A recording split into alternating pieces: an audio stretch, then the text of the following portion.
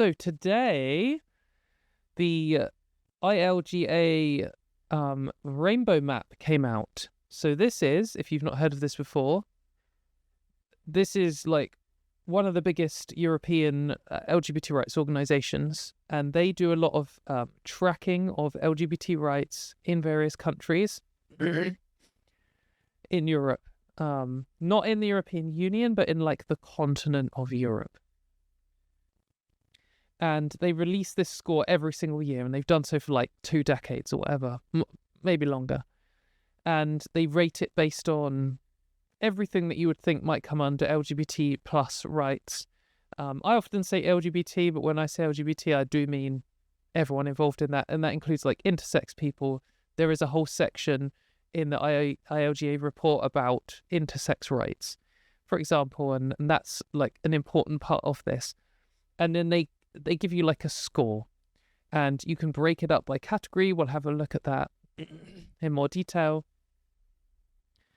But the headline with this year's report is the UK has fallen down faster and further than any other country ever, apart from Russia and Georgia.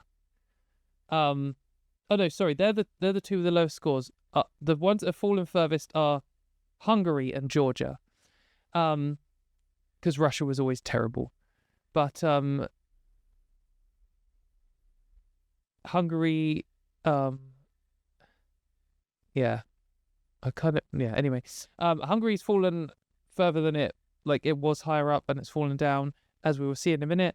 The UK has fallen down a lot, and the UK is now, according to this scoring system, 45, less than half on their little rating of how good you are LGBT rights.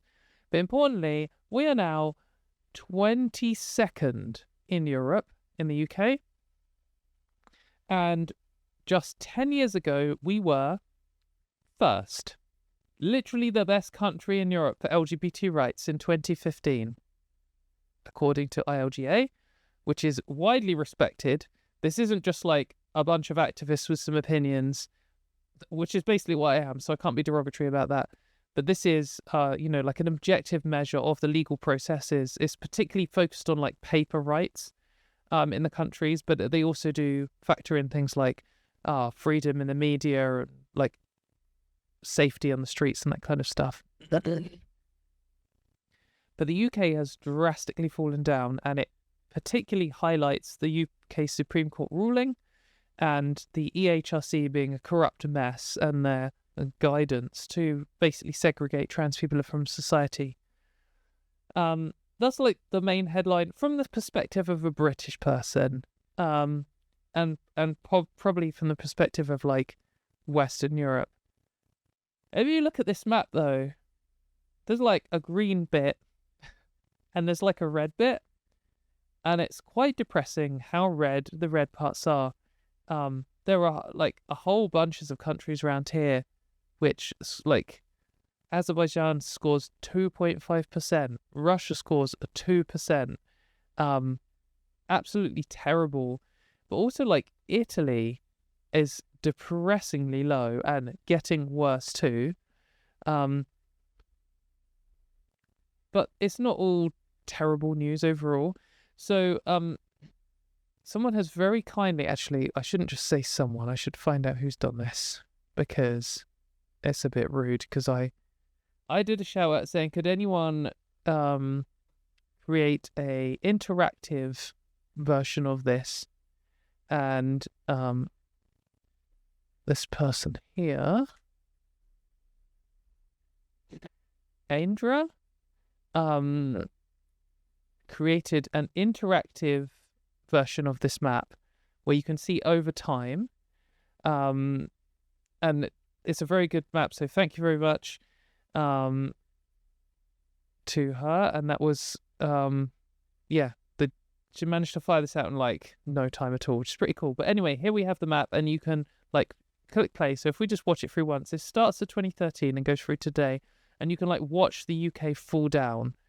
So as it gets further on in time, it gets like more and more orange, which is pretty depressing. and you can like drag it through. We can see it happening in real time. Like 2018, we're still pretty green. 73, 2020, 66. And then, yeah, this is like when we started getting into the Boris Johnson, Liz Truss, Kemi Badenoch era. And then we're just fallen off sharply at the end here. But there are other countries in the world, would you believe? And there are a few quite success stories here. So Ireland and Greece in particular, I noticed, have gone from like bad. Ireland 36, Greece 28. They are worse than we are today in the UK. Pretty bad. But if you watch Ireland and Greece as we move on in time, as the UK drops off, they both do pretty good actually. And have really improved for LGBT rights. And now Ireland is at 63 and Greece is at 69. You can also see that like Spain has got quite a lot better. Finland's got quite a lot better. Some of them, like Croatia, seem to have got a lot better and then got a lot worse again. But it does show how changeable it is. Like 10 years ago, 2015, Ireland was in a rubbish place and the UK was in a great place. And we've like, we are right next to each other. We have a very complicated intermingled history. And somehow we have managed to like swap roles. And there is nothing to say that we can't do what Ireland has done and create a huge momentum and push back and like get further back up on these rankings and get some human rights back. So yeah, this is quite a big deal. This map is definitely something that politicians look to. It's definitely something they care about. This, if you want to write to your politician, which you should do, this is one of the things you can talk about as like a headline item. The ILGA Rainbow Map for 2025 shows that the UK is now like in a worse position than, or a similar position to like, worse position than like Estonia and some other countries, Croatia, Montenegro, countries that haven't always traditionally had as good LGBT rights as us, that we've fallen off faster than almost any other country other than those like famously sliding backwards countries. But also this, I don't know if this is going to load. It's been struggling because so many people have been clicking on it. But if you sort just by gender recognition, the map looks way worse, because the one we were just looking at is for all LGBT rights, and the UK still has fairly decent, like, gay rights. So the fact that we've dropped off so sharply is mainly because of the attack on trans rights from the government. Just trying to let's see if I can find the thingammy. See if I can find this gender recognition one, because I did see it. Perhaps we'll just see it can load and we'll get it at the end.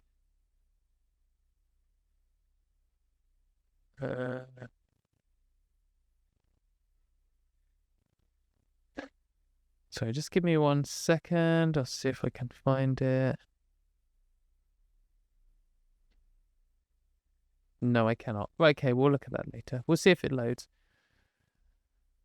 But something that ILGA do say is that the Supreme Court ruling effectively removes gender recognition for British people.